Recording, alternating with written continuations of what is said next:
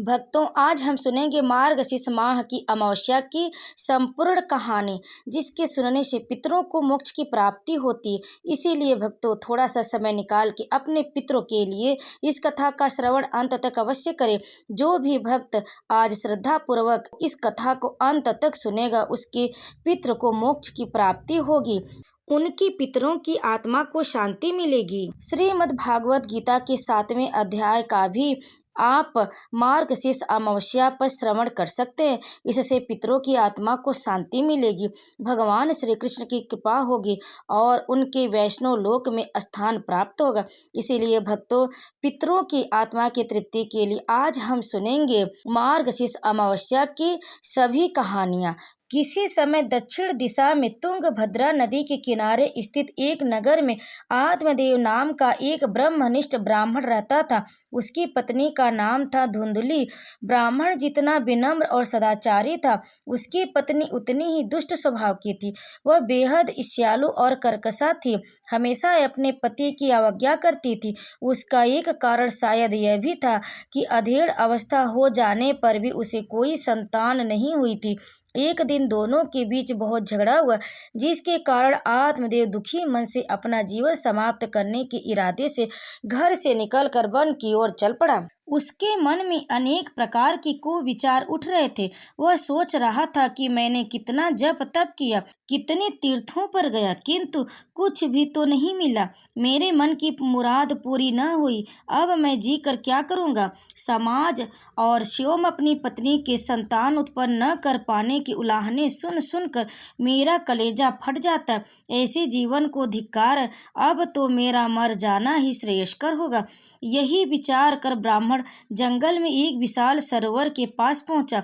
उसका इरादा हुआ कि इसी सरोवर के गहरे जल में कूदकर अपनी जिंदगी समाप्त कर ले, किंतु फिर जैसे उसकी अंतरात्मा ने उसे जागृत किया, वह सोचने लगा, शास्त्रों में कहा गया है कि आत्महत्या करना महापाप होता है।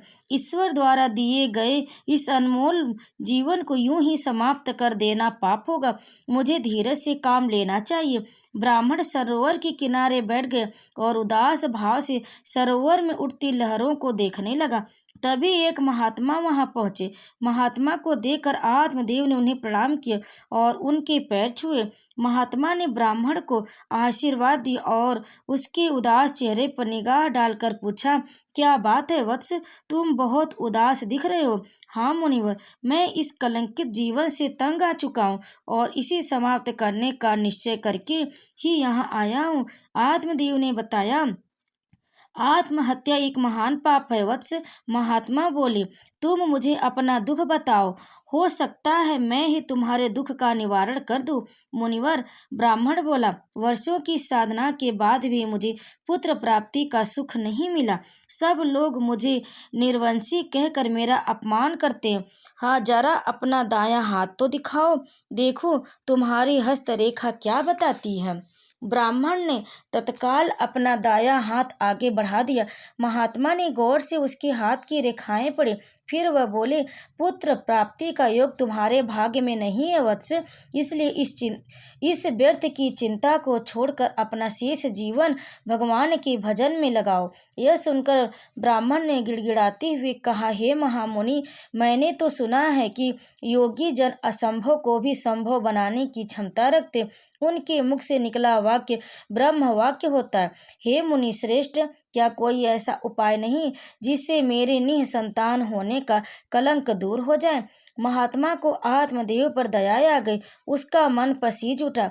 अपने थैले में से एक फल निकाला और आत्मदेव को देकर बोले, तुम्हें पुत्र प्राप्ति की ज्यादा ही चाहे तो यह फल ले जाओ, जाकर अपनी पत्नी को खिला देना। ईश्वर ने चाहा तो जल्द ही तुम्हारे यहाँ संतान पैदा हो जाएगी।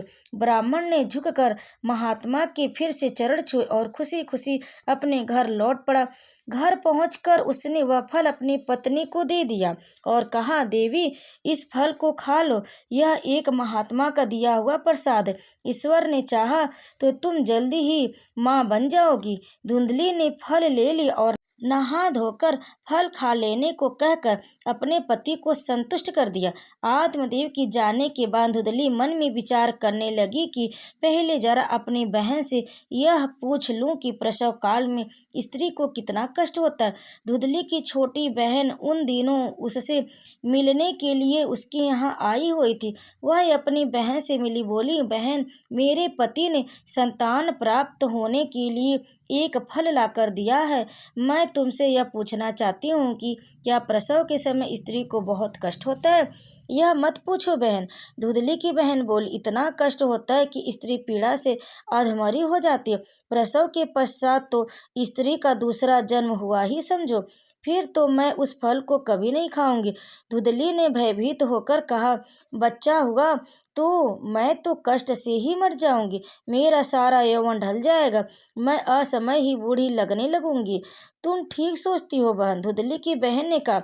जरा सोचो तो, यदि तुम्हारा यौवन निस्तेज हो गया तो तुम्हारे पतिदेव तुम्हें छोड़कर दूसरी स्त्रियों में दिलचस्पी लेने लगेंगे, तब तुम्हारा क्या होगा?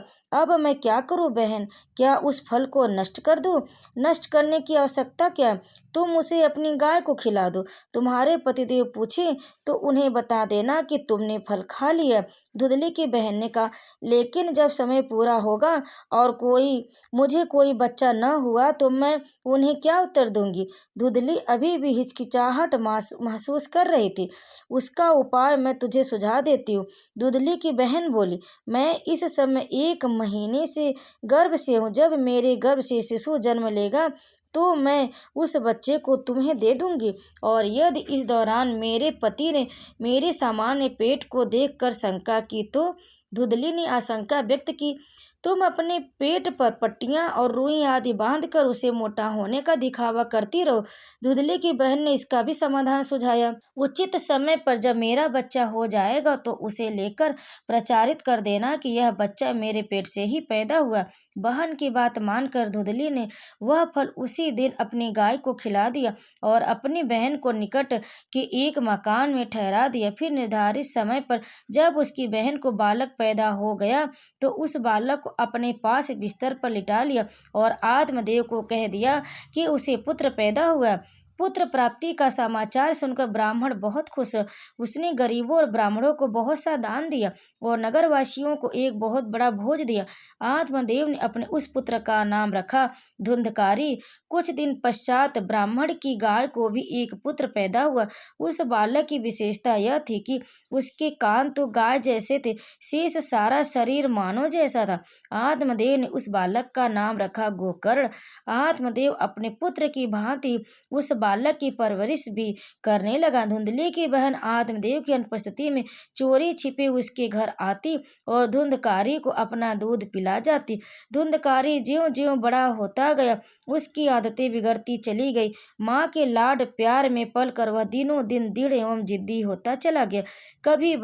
कभी किसी बच्चे को पीट देता तो किसी के पशुओं को खो लाता। पड़ोसी शिकायत करने पहुंचते तो धुंधली उनके नुकसान की भरपाई कर देती। दूसरी ओर गोकर्ण नियमित रूप से पाठशाला जाता और खूब मन लगाकर पढ़ता। उसके गुरुजन उससे प्रसन्न रहते थे। घर लौटकर वह आत्मदेव की भी भरपूर सेवा करता था। धुंधली उसे अकारण ही डांटती रहती थी, किंतु वह हंसकर उसकी हर बात को बर्दाश्त कर लेता था। फिर एक दिन वह भी आया जब धुंधकारी एक चोर और उठाईगीर बन गया। घर की चीजें बेच बेच कर वह वेश्याओं के कोठे पर जाने लगा और एक दिन तो हद ही हो गई। माँ के धन न देने पर उसने धुंधली को इतना पीटा कि उसकी मृत्यु ही हो गई। उसी समय गोकर्ण और आत्मदेव ने आपस में विचार विमर्श किया, पुत्र गोकर्ण, अब इस घर में मेरा मन उचाट हो गया। मैं बाकी समय वन में जाकर भगवत भजन में लगाना चाहता हूँ। मैं भी किसी तीर्थ में जाकर अपना मन शुद्ध करना चाहता हूँ। किसी सदगुरु की शरण में जाकर उनसे ब्रह्म ज्ञान प्राप्त करूंगा। मार्ग में आपको वन में भी छोड़ता जाऊंगा। गोकर्ण अपने पिता को वन में छोड़कर काशी की ओर चला गया। उधर माँ के मरने और पिता तथा भाई द्वारा घर छोड़ देने के पश्चात धुंधकारी बिल्कुल ही आजाद हो गया। उसे कोई टोकने वाला न रहा तो उसने बेखौफ होकर वेश्या वैश्याओं पर धन लुटाना आरंभ कर दिया। जब तक उसके पास धन रहा, वैश्याएं उसका मनोरंजन करती रहीं, लेकिन जब धन समाप्त हो गया तो वैश्याओं ने उसकी उपेक्षा करना शुरू कर दी। उसके बदले व्यवहार से तंग आकर एक दिन धुंधकारी ने उनसे पूछ ही लिया, क्या बात, अब तुम्हारे व्यवहार में न तो पहले जैसा उत्साह है और न गर्मजोशी। यह परिवर्तन किस लिए? क्या इसलिए कि अब मेरे पास धन नहीं रहा? तुम ठीक समझे हो धुंधकारी, वैश्याएं बोली। अब तुम हमारे पास मत आया करो। धनहीन व्यक्ति की हमारे धंधे में कोई पूछ नहीं है। जब तुम्हारे पास धन हो जाए तो बखूबी यहाँ आ जाना। हम पहले की तरह तुम्हारे मनोरंजन के लिए तैयार रहेंगे। वैश्याओं के उत्तर सुनकर धुंधकारी को बड़ी ठेस लगी, लेकिन उसने इसका भी प्रबंध कर लिया। वह चोरी करने लगा और चुराए हुए धन को वेश्याओं पर खर्च करने लगा। एक दिन तो हद ही हो गई। वह 4-5 वेश्याओं को अपने घर ले आए।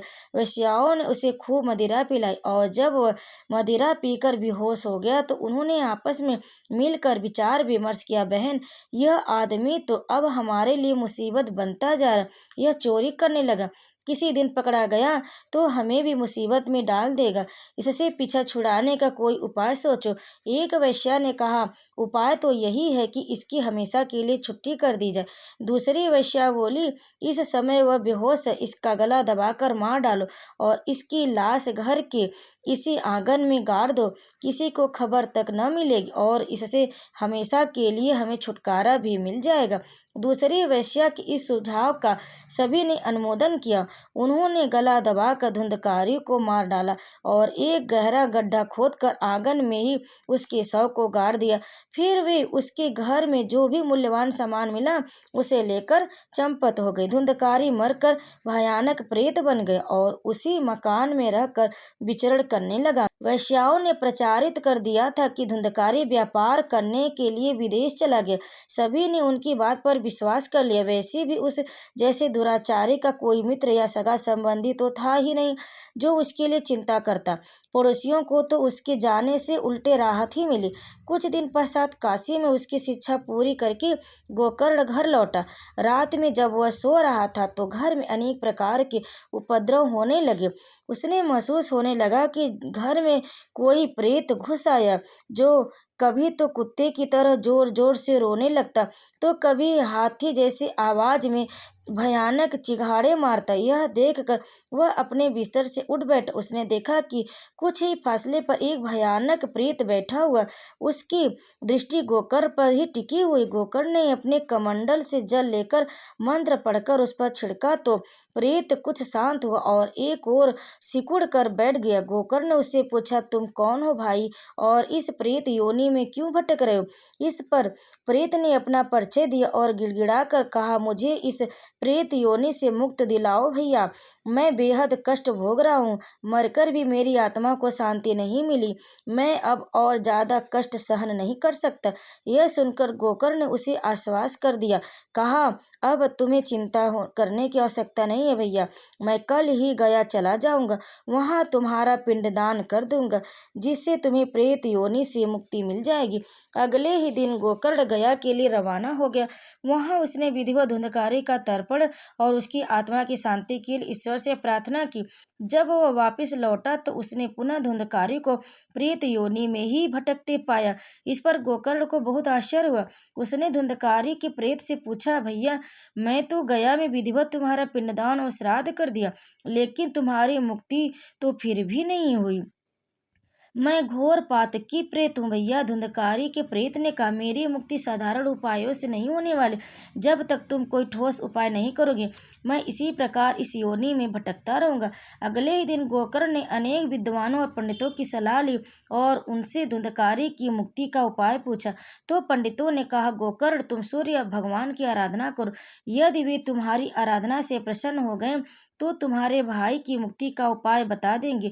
अगले ही दिन से गोकर्ण ने सूर्य देव की आराधना आरंभ कर दी। भगवान सूर्य उसकी आराधना से प्रसन्न हुए और उसके सामने प्रकट हो गए। कहा, मैं तुम्हारी पूजा आराधना से प्रसन्न हूँ वत्स, मांगो, क्या वर मांगते हो? हे देव, यदि आप प्रसन्न हैं तो मेरे भाई की मुक्ति का उपाय बता दीजिए, उसका कष्ट मुझसे सहन नहीं हो पा रहा। गोकर्ण ने विनीत स्वर में कहा, उसकी तो एक ही उपाय है। सूर्यदेव बोले, यदि कोई सद्विचारों वाला प्रभु भक्त एक हफ्ते तक तुम्हारे भाई के प्रेत को श्रीमद् भागवत की कथा सुनाए और वह शांत होकर कथा का श्रवण कर ले तो उसे प्रेत योनि से मुक्ति मिल जाएगी। तब मैं स्वयं उसे श्री हरि की कथा सुनाऊंगा देव। लेकिन मेरी एक शंका भी है, वह यह है कि वह एक प्रेत साधारण मानव की तरह तो मेरे सामने बैठकर कथा नहीं सुन सकता। उसका भी एक उपाय है। सूर्यदेव बोले, तुम कथा स्थल पर एक 7 गांठ वाला बांस गाड़ देना। प्रेत उस बांस की अंतिम गांठ पर सूक्ष्म रूप से आकर बैठ जाएगा। फिर ज्यों ज्यों कथा समाप्त होती जाएगी, बांस की गांठें चटक चटक कर फटती जाएंगी। अंतिम गांठ जैसे ही फटेगी, वह प्रेत इस योनि से मुक्त हो जाएगा। गोकर्ण ने वैसा ही किया। श्रीमद् भागवत की कथा का आयोजन किया। प्रेत 7 गांठ वाले बांस की ऊपरी सिरे पर आ बैठा। ज्यों ज्यों कथा आगे बढ़ती गई, बांस की गांठें फटती गई और जब 7वें दिन कथा समाप्त हुआ तो अंतिम गांठ भी फट गई और उसमें से दिव्य पुरुष के रूप में धुंधकारी प्रकट हो गया। तभी एक दिव्य विमान स्वर्ग से वहां पहुंचा और देवदूतों ने धुंधकारी को उस विमान में बैठा लिया और उसे देवलोक ले गए। जो भी व्यक्ति श्रीमद् भागवत कथा का सच्चे मन से श्रवण करता है, उसे अंततः स्वर्ग में ही स्थान मिलता है। तो प्रेम से बोलिए भगवान श्री कृष्ण की जय। अब आइए सुनते हैं श्रीमद् भागवत गीता का अध्याय 7, जिसके सुनने से पितरों को मोक्ष की प्राप्ति होती है। मैया सक्त मनः पार्थ योग युजन द आश्रय असंशयम समग्र मा यथा ज्ञानस्य तच्छृणु। अर्थात श्री भगवान ने कहा, हे पिता पुत्र, अब सुनो कि तुम किस तरह मेरी भावना से पूर्ण होकर और मन को मुझ में आसक्त करके योगाभ्यास करते हुए मुझे पूर्णतया संशय रहित जान सकते हो। अब मैं तुमसे पूर्ण रूप से व्यवहारिक तथा दिव्य ज्ञान कहूँगा। इसे जान लेने पर तुम्हें जानने के लिए और कुछ भी शेष नहीं रहेगा। कई हजार मनुष्यों में से कोई एक सिद्धि के लिए प्रयत्नशील होता है और इस तरह सिद्धि प्राप्त करने वाले में से बिरला ही कोई एक मुझे वास्तव में जान पाता है। पृथ्वी, जल, अग्नि, वायु, आकाश, मन, बुद्धि तथा अहंकार, ये 8 प्रकार से विभक्त मेरी भिन्न अपरा प्रकृतियां हैं। हे महाभाव अर्जुन, इनके अतिरिक्त मेरी एक अन्य पराशक्ति है जो उन जीवों से युक्त है जो इस भौतिक अपरा प्रकृति के साधनों का विदोहन कर रही है। सारे प्राणियों का उद्गम इन दोनों शक्तियों में। इस जगत में जो कुछ भी भौतिक तथा आध्यात्मिक है, उसकी उत्पत्ति तथा प्रलय मुझे ही जानो। हे धनंजय, मुझसे श्रेष्ठ कोई सत्य नहीं है। जिस प्रकार मोती धागे में गुथे रहते हैं, उसी प्रकार सब कुछ मुझ पर ही आश्रित है। हे कुंती पुत्र, मैं जल का स्वाद हूँ, सूर्य तथा चंद्रमा का प्रकाश हूँ, वैदिक मंत्रों में ओमकार हूँ, आकाश में धन हूँ तथा मनुष्य में सामर्थ्य हूँ। मैं पृथ्वी की आद सुगंध और अग्नि की उष्मा हूँ। मैं समस्त जीवों का जीवन तथा तपस्वियों का तप हूँ। हे पृथा पुत्र, यह जान लो कि मैं ही समस्त जीवों का आदि बीज हूँ, बुद्धिमानों की बुद्धि तथा समस्त तेजस्वी पुरुषों का तेज हूँ। मैं बलवानों का कामनाओं तथा इच्छा से रहित बल हूँ। हे भरत श्रेष्ठ अर्जुन, मैं वह काम हूँ जो धर्म के विरुद्ध नहीं। तुम जान लो कि मेरी शक्ति द्वारा सारे गुण प्रकट होते, चाहे तो सतोगुण हो, रजोगुण हो या तमोगुण।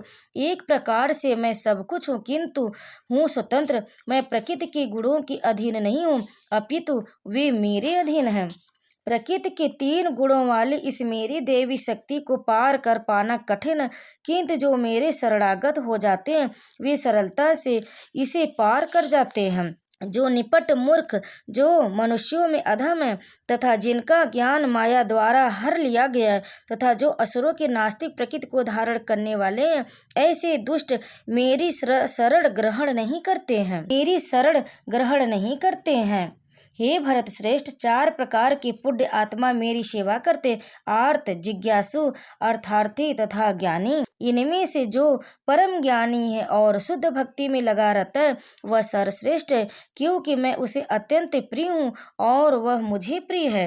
निसंदेह यह सब उदार चेता व्यक्ति, किंतु जो मेरे ज्ञान को प्राप्त है उसे मैं अपने ही समान मानता हूँ।